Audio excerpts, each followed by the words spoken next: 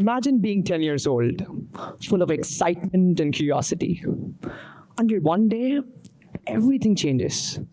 You're in a new city with new people and a new language.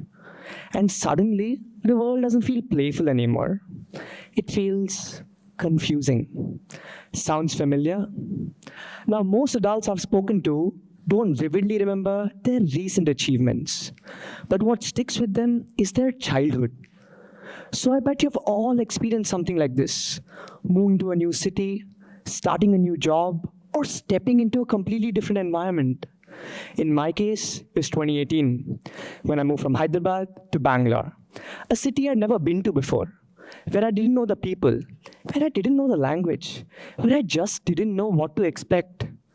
So my dad had told me it would be better if I learned Kannada, but I just didn't realize how crucial that would be or how badly I would fail. I still remember my very first day in Kannada class. The teacher looked at me and said, "Nimage Kannada baruvudillave? Neevu illi yake idiri?" Everyone laughed, but I didn't, because I didn't understand it either. What she said meant, "You don't know Kannada? How did you even get here?" In that moment, I wasn't just the new kid, I was the outsider. And I had failed. I had failed to belong. So let's be honest. Haven't we all been there?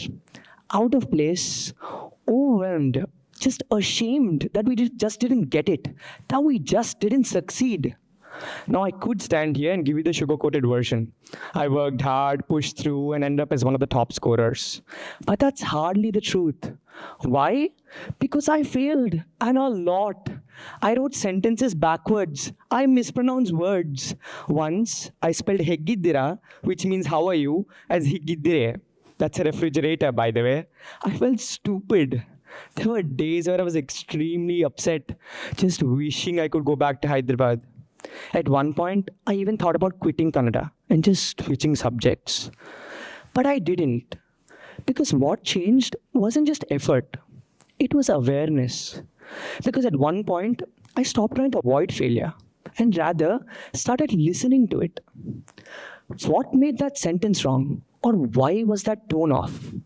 Every mistake gave me a data point, and slowly, this feedback loop turned confusion into clarity.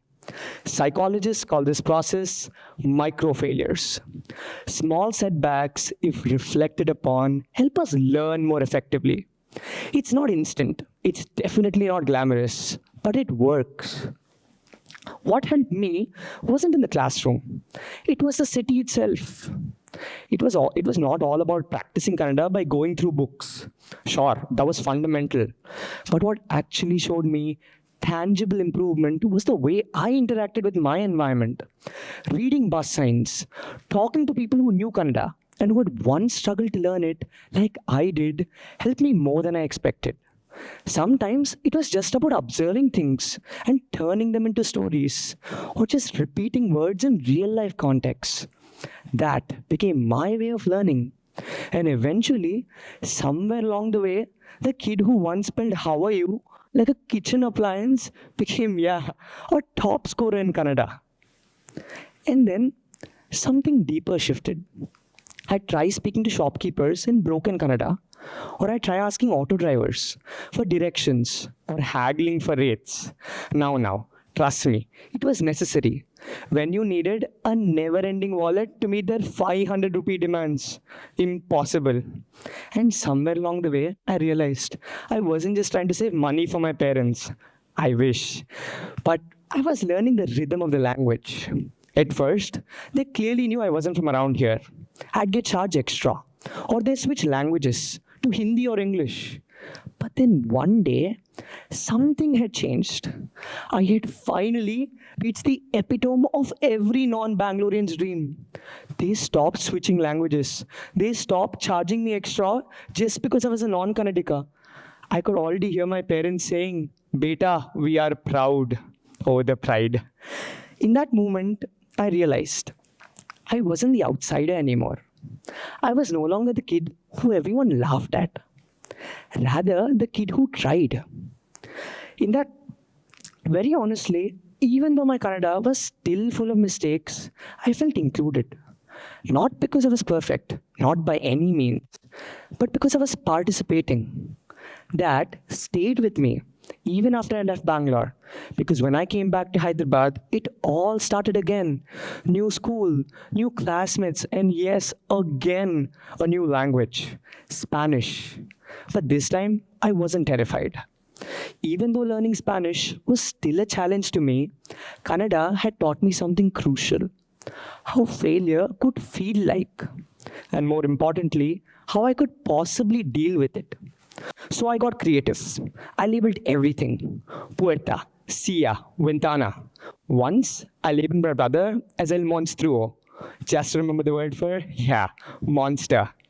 Didn't go well, but hey, I didn't forget the word either. I made flashcards. I switched my phone to Spanish. At one point, I was thinking in half formed Spanish sentences, mumbling to myself in elevators, like sleep deprived tourists. And at one point, just like with Kannada, the more I engaged, the more things clicked. Not instantly, but quietly, gradually, through small repetitions, through small reflections, and yes, through small failures. Now, we're often quite quick to celebrate people once they've made it. But rarely do we talk about the long, awkward middle, the part where nothing works. That is the part I have come to value. Take Rahul Dravid, one of the most respected cricketers India has ever produced. The wall. He has batted 604 times for India.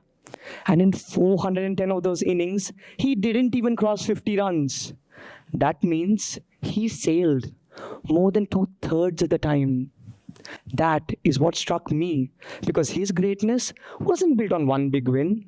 It was built on showing up again and again, studying what went wrong, and quietly getting better. That is what both Kannada and Spanish taught me. Not just how to speak a language, but how to reflect, to refine, and to repeat. And more importantly, how to belong, not by being perfect, but by being present. So, honestly, what's the point of all this? It's not about me or the languages I've learned, or for that matter, the cities I've ever lived in. It's about something much more deeper: how we all define failure. Because failure is not the opposite of success, rather, the process through which we earn it. So, the next time you fail, don't run from it. Face it, sit with it, and ask, what is this trying to teach me? And then go learn it. Because real failure is not trying at all, isn't it? Thank you.